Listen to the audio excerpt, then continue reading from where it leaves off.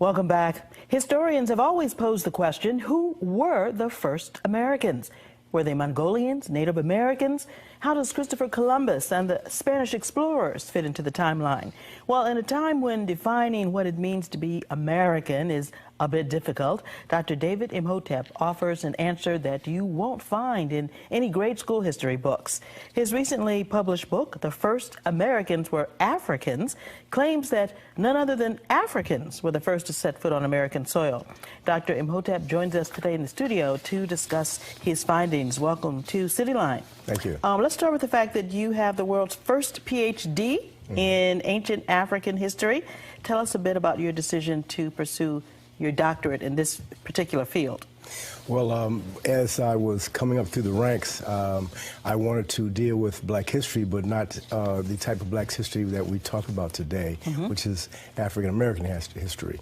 I wanted to go back to ancient history, so that degree did not exist. So I got together with the Union Institute University, that is the one of the first universities that is accredited, that will let you find experts in the fields and that in the sideline fields, and then you can put together a team to create a new PhD, which is what I did. Now, where did you do this research? How did you do this research? Okay, where did I do this? Some of the research on site.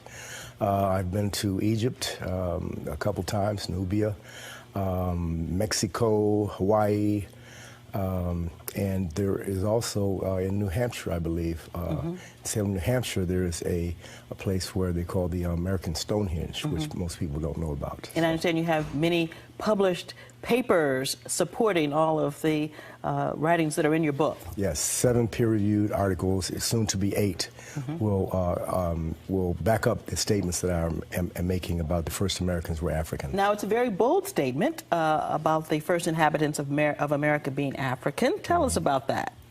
Well, 56,000 years ago, it seems that people from Africa sailed to South America, Piedra Farida. 56,000 years ago, we have artifacts and ancient hearths that come from fires and whatnot. And we see that they came there at 51,000. How did they come from Africa to what we consider North America? To North America, 51,700, all of those places that came by ship. And I'm not talking about wood ships, I'm talking about the reed ships. Reed ships, as Thor Heyerdahl showed that you could sail a reed ship from Africa to South America in his Ra 2 experiment. So they came to the Americas, not necessarily what we consider North America. They were first in South America 56,000 years ago, and then we have a place, Dr. Al Goodyear, University of South Carolina, found a area in South Carolina that dates back to 51,700 BC. And what evidence was found to support the arrival of the Africans in these places? Okay, I mentioned the ones in the first place. The second place, I will say that they found flint spear tips and arrowheads or arrow tips. Now, this would be, of course, a great surprise to historians who have taught us that Columbus and the Spaniards, or even Native Americans, were the first inhabitants of these lands. Yes, that is a story that needs to be updated. Well, why do you think the story was not told? Why wasn't the evidence found prior to the information that you have in this book? I would say a combination of politics in the beginning, and in the later years, I could not tell you. That's something for a political analyst to analyze. All I do is research and report the findings. Tell us some of the more surprising findings that we will read about in your book. Other than the 56,000 years ago, there is a gigantic pier and breakwater 1 mile due west of the Bahamas that you can see today in 20 feet of water. When the Bahamas sank, the Great Bahama Bank, around 7000 BC, as is in Mr. Boss's dissertation, a fellow named Boss.